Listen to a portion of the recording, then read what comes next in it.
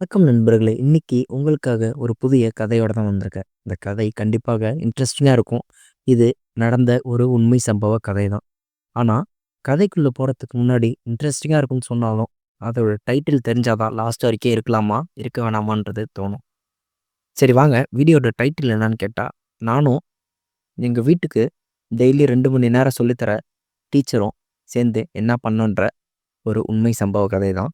இந்த கதை கண்டிப்பாக இன்ட்ரஸ்டிங்கா இருக்கும் ஃப்ரெண்ட்ஸ். ஸோ லாஸ்ட் வரைக்கும் ஸ்கிப் பண்ணாம பாருங்க. சேனல சப்ஸ்கிரைப் பண்ணாதவங்க வாங்க சப்ஸ்கிரைப் பண்ணிட்டு வீடியோக்குள்ள போலாம். என் பேரு பிரவீன். எனக்கு 17 வயசு ஆகுது. நான் ஸ்கூல் படிச்சுட்டு இருக்கேன். நான் இப்ப 12த் படிச்சுட்டு இருக்கேன். எங்க வீட்ல நான், எங்க அம்மா, எங்க அப்பா 3 பேர் தான். நாங்க ஒரு சின்ன ஃபேமிலி. ஒரு அப்பர் மிடில் கிளாஸ் ஃபேமிலி.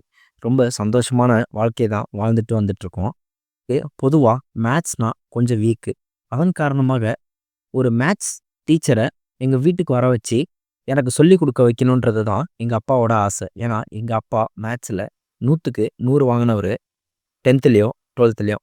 அதன் காரணமாக அவருக்கு அவர் பையன் மேத்ஸ்ல ஒரு புலியா வரணுன்றது தான் அவருக்கு ஆசை. அதே மாதிரி நான் ஸ்கூல் படிச்சுட்டு இருந்தேன். நான் ஒரு சிபிஎஸ்இ ஸ்கூல்ல படிக்கிறேன். என் ஸ்கூல்ல தேன்மொழின்ற ஒரு மேம் மேத்ஸ் டீச்சரா எனக்கு இருக்காங்க. அவங்களுக்கு வயசு 29. அவங்களுக்கு இன்னும் கல்யாணமும் ஆகல.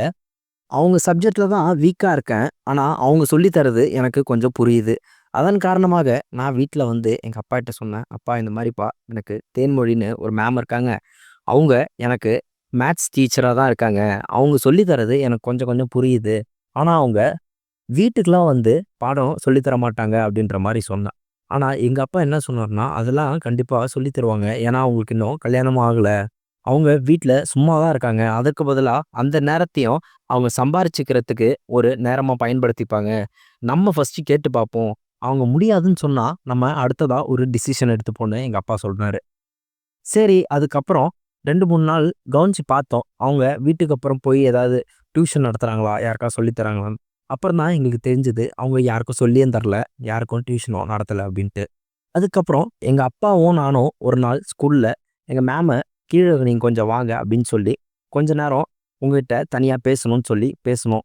என்னான்னா, இந்த மாரி எங்க அப்பா சொன்னாரு, "என் பையன் மேத்ஸ்ல வீக்கு. ஆனா எனக்கு மேத்ஸ் தான் ரொம்ப புடிச்ச சப்ஜெக்ட். நான் வந்து மேத்ஸ்ல 100க்கு 100 மார்க் வாங்குன ஆளு. அதன் காரணமாக என் பையனும் மேத்ஸ்ல நல்லா மார்க் வாங்கணும். எனக்கு வேற எதுவும் முக்கியம் இல்ல." அப்படின்ற மாதிரி எங்க அப்பா சொன்னாரு. அதனால என் பையனுக்கு நீங்க நடத்துறதெல்லாம் புரியுதா? அதன் காரணமாக நீங்க வீட்டுக்கு வந்து சொல்லிக் குடுங்க அப்படின்ற மாரி சொன்னாரு.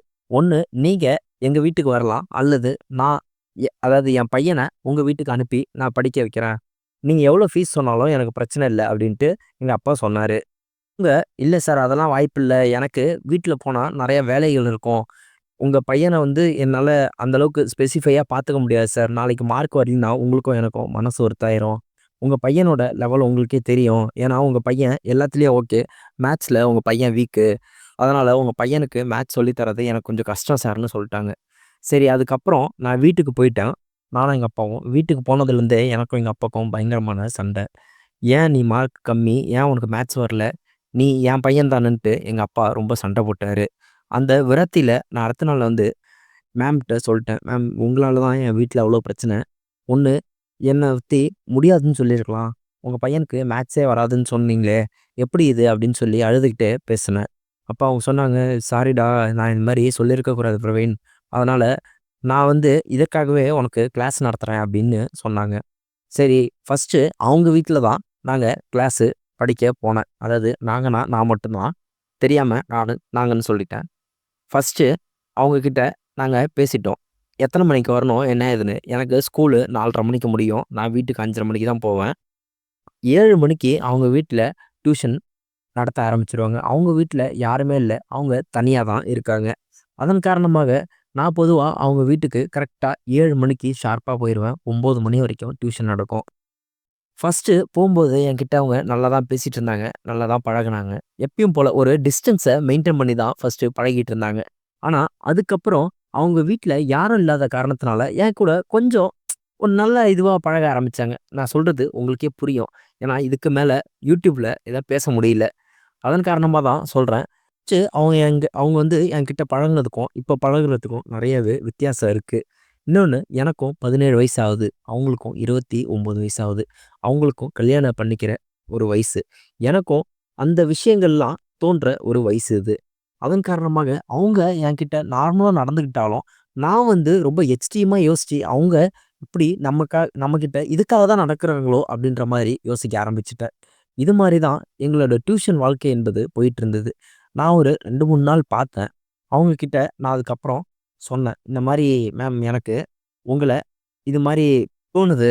உங்களுக்கு எப்படி? என்ன ஏதுன்னு நானு வாய தொறந்து கேட்டுட்டேன். அவங்க என்ன பலார்ன்னு ஒரு அற அறைஞ்சு, "நீ எப்படி இதெல்லாம் பேச உனக்கு தோணுது? எங்க வீட்டுக்கு வந்தது டியூஷன் படிக்கிறதுக்காகவா? அல்லது வேற எதுக்காகவான்ட்டு" பலார்ன்னு அரைஞ்சு என்ன பேசுனாங்க. அன்னைக்கு நான் பலார்ன்னு அரைஞ்சதுக்கப்புறம் நான் வீட்டுக்கு போயிட்டேன். நான் வீட்டுக்கு போயிட்டு நானே உணர்ந்தேன். ஒருவேள நம்ம தப்பா தான் பேசிட்டோம் போல. நம்ம ஏன் அதிக பிரசங்கித்தனமா யோசிச்சோம். நம்ம யோசிச்சிருக்க கூடாது.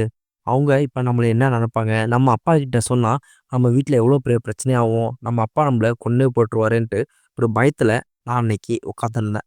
அடுத்த நாள் நான் டியூஷனே போகல.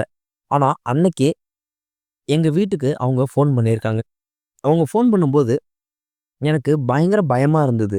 ஆனா அவங்க எதுவுமே கேட்காம, "ஏன் இன்னைக்கு பையன் டியூஷன் வரல?" அப்படின்னு தான் கேட்டாங்க. அவங்க எங்க அம்மா, அப்பா அப்பதான் சொன்னாங்க, "உன் மேம் வந்து ஃபோன் பண்ணி இந்த மாரி ஏன் வரல அப்படின்னு கேட்குறாங்க" அப்படின்ட்டு. நான் அப்புறம் சொன்னேன். இந்த மாரிம்மா நான் இன்னைக்கு உடம்பு சரியில்ல. நாளைக்கு நான் போறேன் அப்படின்னு சொல்லிட்டேன். ஏன்னா, அவங்க எங்க அம்மாகிட்ட, எங்க அப்பாகிட்டயும் எந்த விதமான விஷயத்தையும் சொல்லலன்றத நான் கன்ஃபார்ம் பண்ணிக்கிட்டு, அடுத்த நாள் நான் போனேன். போயி, "மேம் சாரி மேம்" அப்படின்னு சொன்னேன். அவங்க "ஏன் சாரி சொல்ற?" அப்படின்னாங்க. "மேம் இந்த மாரி அன்னைக்கு நடந்தது" அப்படின்ற மாரி சொன்னேன். அப்ப அவங்க சொன்னாங்க, "அதெல்லாம் நான் அப்பயே மறந்துட்டேன். அந்த விஷயத்த விடு" அப்படின்னாங்க. நான் அதுக்கப்புறம் "இல்ல மேம், சாரி மேம்" அப்படின்னு சொன்னோனே, அவங்க "நான் அன்னைக்கு உன்ன அடிச்சிருக்க கூடாது. நீ கேட்டது தப்பில்ல. நீ கேட்டது தப்பில்ல" அப்படின்ற மாரி அன்னைக்கு சொன்னாங்க. நான் சொன்னேன், "என்ன மேம் எனக்கு புரியல. தப்பு இல்லைன்னா என்ன இதுக்கான பதில்?" அப்படின்னு சொன்னாங்க. "அதெல்லாம் போக போக உனக்கே இனிமேலு தெரிய ஆரம்பிக்கும். ஆனா நீ கேட்டது மட்டும் தப்பில்ல" அப்படின்னு ஒரு செய்கையா சொன்னாங்க. அத கேட்டு எனக்கு ரொம்ப சந்தோஷமா ஆயிடுச்சு. ஆனாலும் நம்மளா ஏதாவது இப்ப பேசுனா திரும்பி பிரச்சனை ஆயிருமோன்ற ஒரு பயமும் எனக்கு மனசுக்குள்ள இருக்கு. இதே மாரி தான் எங்களோட டியூஷன் வாழ்க்கை படிப்படியா கொஞ்சம் கொஞ்சமா அதிகரிச்சு, அதிகரிச்சு ஒரு நல்ல உறவுல நாங்க வாழ ஆரம்பிச்சோம். நல்ல உறவுனா உங்களுக்கு என்னன்ற அர்த்தம் புரியும்னு நான் நெனைக்கிறேன். இதுக்கு மேல என்னால எதுவுமே பேச முடியாது. நாங்க அதுக்கப்புறம் நல்ல உறவுல வாழ ஆரம்பிச்சதுக்கப்புறம், ஒரு சமயம் எங்க அப்பா, அம்மாக்கு எங்க மேல ஒரு சந்தேகம் வந்துருச்சு. ஏன் இந்த மாரி இவன் வந்து ஒரு நாள் லீவ் போட சொன்னா கூட லீவ் போட மாட்டேங்கிறான் அப்டின்ட்டு. இதுக்கிடையில அவங்க சொன்னாங்க, "நானும் திருமணம் பண்றதுக்கு மாப்பிள்ளை பார்த்துட்டுருக்கேன். எனக்கு எந்த விதமான மாப்பிள்ளையும் அமையல. கூட நெறைய ஃப்ரெண்ட்ஸ்க்கு இருக்காங்க. எல்லாருமே ஓரளவுக்கு கல்யாணம் பண்ணிட்டாங்க. சந்தோஷமான வாழ்க்கைய வாழ்றாங்க. ஆனா எனக்கு மட்டும் எந்த விதமான மாப்பிள்ளை அமையல. அதன் காரணமாகவே எனக்கு ஒரு சில ஆசைகள் இருக்கு. அந்த ஆசைகள் நீ எனக்கு நிறைவேத்துறியான்னு கேட்டது தான் இதெல்லாம் இது பண்ணாங்களே. இவ்வளோதான். இதுக்கு மேல எதுவுமே பெருசா பேச முடியாது. இது மட்டும் இல்லாம அதுக்கப்புறம் எங்க அப்பா, அம்மாக்கு சந்தேகம் வந்ததுக்கப்புறம், அவங்க "நீ நம்ம வீட்டுக்கு வா" அப்படின்ற மாரி சொல்லி, நம்ம வீட்ல அவங்க நமக்கு உனக்கு சொல்லி தரட்டும்னு சொல்லி இந்த ரூம ஒதுக்கி எனக்கு அவங்க வீட்டுக்கு வர வச்சு சொல்லிக் குடுக்க வச்சாங்க. ஆனா, நான் வந்து ரொம்ப அடம் புடிச்சு ஒரு 10 நாளுக்கு அப்புறம், "இல்ல எனக்கு செட் ஆவல. நீங்க அப்பப்போ வந்து டிஸ்டர்ப் பண்றீங்கன்னு" சொல்லி, எப்படியோ அவங்க கவனத்தையும் திசை திருப்பி, நான் திரும்பி அவங்க வீட்லயே போயிட்டு படிக்க ஆரம்பிச்சுட்டேன். அவ்வளோதான் நண்பர்களே இந்த ஃபுல் கதை. இது நடந்த ஒரு உண்மை சம்பவ கதை. ஸோ, இந்த வீடியோ இன்ட்ரஸ்டிங்கா இருந்தா, நம்ம சேனல சப்ஸ்கிரைப் பண்ணுங்க. அடுத்ததா ஒரு நல்ல உண்மை சம்பவ டாபிக் வேணும்னா, நம்ம சேனல சப்ஸ்கிரைப் பண்ணிட்டு, பெல் ஐகான அழுத்திட்டு, லைக் பண்ணுங்க. அடுத்ததா ஒரு நல்ல கதை வர வரைக்கும் வெயிட் பண்ணுங்க. நன்றி.